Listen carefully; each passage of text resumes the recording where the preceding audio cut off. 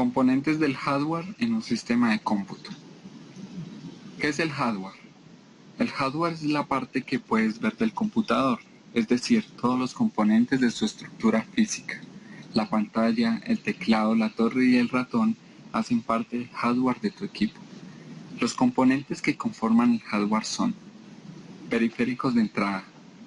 Los dispositivos de entrada son aquellos componentes del computador que permiten obtener los datos para ser procesados.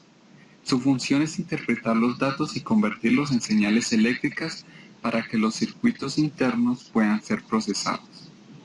Estos datos pueden estar en forma de, por ejemplo, presión de teclas, códigos de barras, sonidos, imágenes, etc. Procesamiento. El componente procesamiento está principalmente relacionado con los microprocesadores. El corazón de un sistema de computación es el microprocesador, al que comúnmente se llama Unidad Central de Procesamiento o CPU.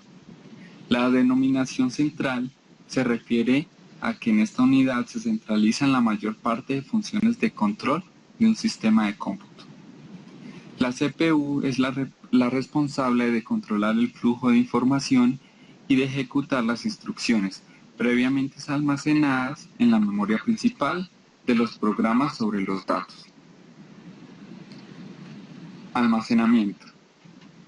Todo computador contiene algún espacio de almacenamiento interno que puede usarse para funciones como guardar datos, almacenar programas o contener el sistema operativo.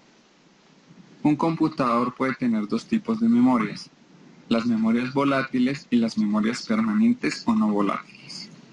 En el primer caso, la tecnología que se utiliza no permite que la información que contiene cuando está funcionando permanezca luego de que se quita la corriente eléctrica, por ejemplo, la memoria RAM. El medio de almacenamiento permanente más utilizado en la actualidad son los discos, entre los cuales se pueden encontrar los discos flexibles y los discos rígidos o duros. Los discos rígidos o duros generalmente no están a la vista del usuario, por lo que no son tan conocidos físicamente como los flexibles. La diferencia principal está en su uso. Los discos flexibles son utilizados usualmente para transportar información de un lugar a otro, mientras que los rígidos ocupan un lugar fijo dentro del gabinete del computador y almacenan información que será utilizada en el mismo. Periféricos de salida. Los dispositivos de salida son el medio por el cual el computador presentará los resultados del procesamiento. Su función es convertir las señales electrónicas obtenidas del procesamiento en una información entendible para el usuario.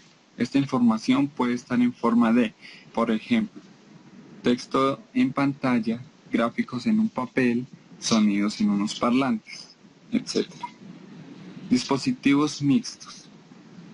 No siempre un dispositivo puede ser encasillado dentro de estas cuatro clasificaciones.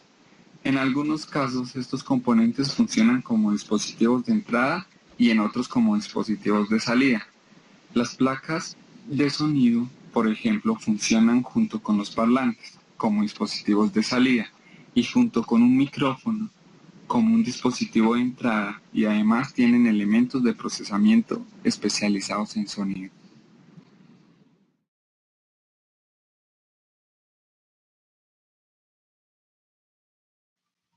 Funciones básicas de las computadoras.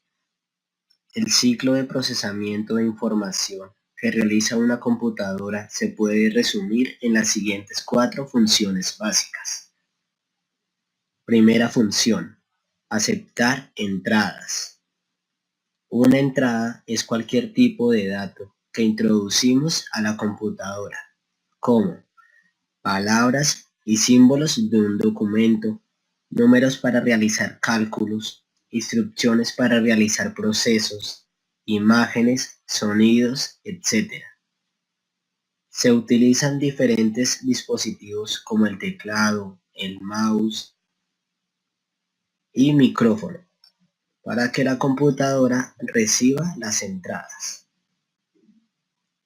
Segunda función: Procesar datos.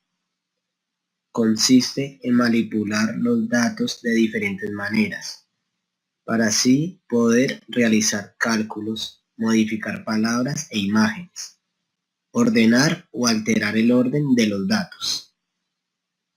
La computadora utiliza un dispositivo que se llama unidad de procesamiento. Esta unidad contiene dos elementos principales, que son la unidad central de procesamiento, más conocida como CPU, y la memoria del sistema.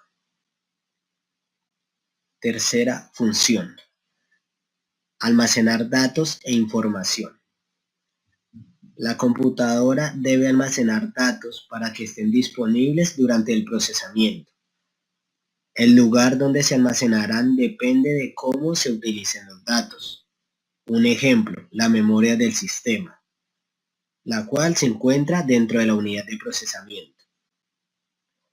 La computadora guarda lo que se está usando.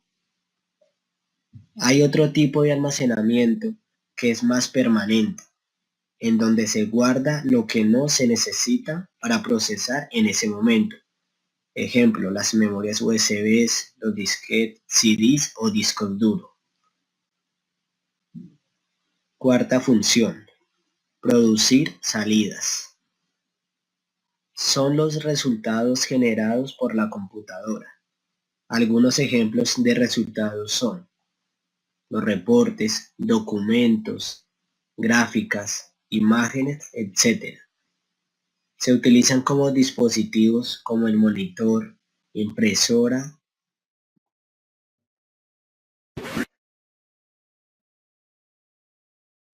Generaciones del hardware. Las generaciones del hardware se definieron en función del componente eléctrico elemental que lo constituye. Así pues, hoy en día podemos hablar de 5 generaciones del hardware. Primera generación, de 1945 a 1955. Los primeros equipos aparecieron al final de la Segunda Guerra Mundial. No se puede hablar aún de sistema operativo debido a que la programación se realizaba físicamente conectando cables. El elemento básico de construcción eran válvulas con diodos de filamento, con dimensiones y apariencia de bombilla, pero en las que es posible regular el paso de corriente eléctrica. Segunda generación, 1955 a 1965. El elemento característico de esta generación es el transitor de los elementos de un ordenador. Se hicieron más fiables y menos costosos. Apareció el primer lenguaje de programación llamado Fortran. Tercera generación, 1965 a 1980. Aparecen los primeros circuitos integrados como el chip de silicio, en el cual se integran múltiples transistores en un circuito. Cuarta generación, 1980 a 1996. Llegan los primeros microprocesadores. Se caracterizaban por la integración de un número de transistores, pero también por la integración de casi todos los componentes de la arquitectura von Neumann en un único chip. Quinta generación, de 1997 actualmente. No hay grandes avances en la arquitectura, tan solo se tira el hilo aumentando enormemente la integración de transistores en un único chip. Lo que llevó en los últimos años incluso la multiplicación de números de microprocesadores incluidos en la misma cuchara. Se desarrollaban los microprocesadores en computadoras personales, al igual se desarrollaban las supercomputadoras, como inteligencia artificial, robótica, sistemas expertos, redes de comunicación, y las funcionalidades de estos sistemas operativos son tan amplias que ofrecen así cualquier servicio para cualquier tipo de usuario. Medios de almacenamiento. Diferentes tipos de almacenamiento. Disquetes. Es el primer sistema de almacenamiento extraíble que se instaló en un PC, con una capacidad de los últimos modelos de 1.2 megabytes en el año 1995.